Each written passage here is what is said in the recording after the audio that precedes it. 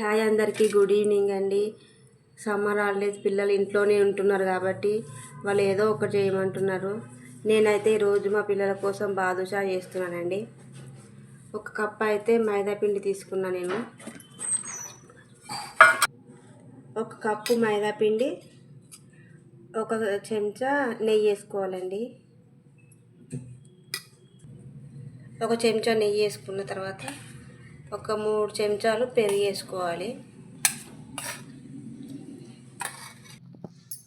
ఇప్పుడైతే ఫస్ట్ నీళ్ళు పోసుకోకుండా మంచిగా కలుపుకోవాలండి. పెరుగు నెయ్యి మొత్తం పిండి కలిసేటట్టు.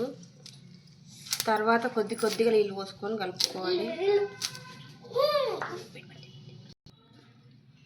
కొన్ని వాటర్ పోసుకొని కలుపుకోవాలండి మంచిగా. ఇది చపాతీ పిండిలాగా మెత్తగా కాకుండా కొంచెం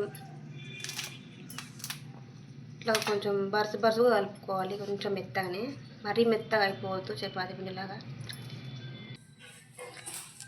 కొంచెం నీళ్ళు పోసుకొని కలుపుకోవాలండి.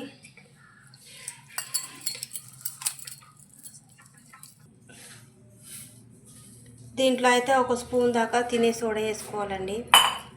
ముందే వేసుకొని కలుపుకోవాలి. ఎప్పుడైనా వేసుకొని మొత్తం కలిసేటట్టు మంచిగా కలుపుకోవాలి.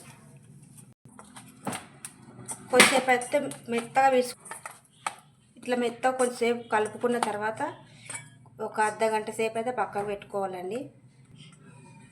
ఇప్పుడు పిండి అయితే మెత్తగా నానిందండి. ఒక అర్ధగంట సేపు అయితే పక్కకు పెట్టుకున్నాం కాబట్టి ఇప్పుడు చిన్న ఉండలు తీసుకొని రౌండ్గా చేసుకోవాలి. చేసుకున్న తర్వాత మనకు బాదుషా ఆకారంలాగా కొద్దిగా కొంచెం ప్రెస్ చేసుకొని ఇట్లా చేసుకోవాలండి. మనకి ఎన్ని అయితే బాదుషాలు కావాలో అన్నీ చేసుకొని పక్కకు పెట్టుకోవాలండి. ఫస్ట్ అయితే ఈ విధంగా అయితే బాదుషాలు అన్నీ చేసుకొని పక్కన పెట్టుకోవాలండి. అన్నీ ఒకసారి చేసుకొని పక్కన పెట్టుకున్న తర్వాత ఇప్పుడు ఆయిల్ వేసుకోవాలి. ఇప్పుడైతే ఆయిల్ వేసుకోవాలండి.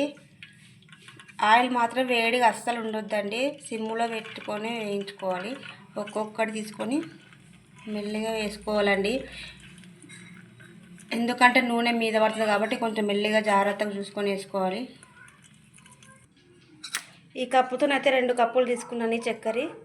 ఇప్పుడు చక్కెర పాక సిమ్లో పెట్టుకొని వేయించుకోవాలండి. ఇట్లా బాదుషాలని మంచిగా గోల్డెన్ కలర్ వచ్చే వరకు వేయించుకోవాలి.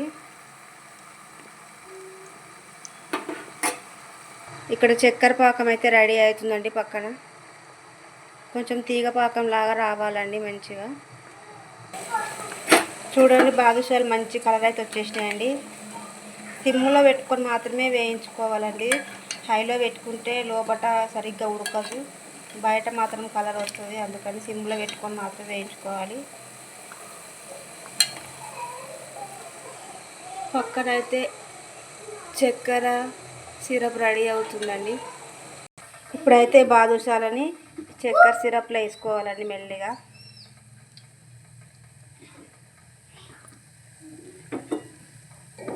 ఇట్లా వేసుకున్న తర్వాత ఒక అర్ధగంట సేపు అయితే పక్కన పెట్టుకోవాలండి, కదిలియకుండా. బాదుషాలని చక్కెర సిరప్లో కొంచెం నాననివ్వాలండి. ఇట్లా వేసుకున్న తర్వాత ఒక అర్ధగంట సేపు అయితే పక్కన పెట్టుకోవాలి, కదిలియకుండా. ఎందుకంటే చక్కెర సిరప్ మొత్తం అవి పీల్చుకోవాలి కాబట్టి.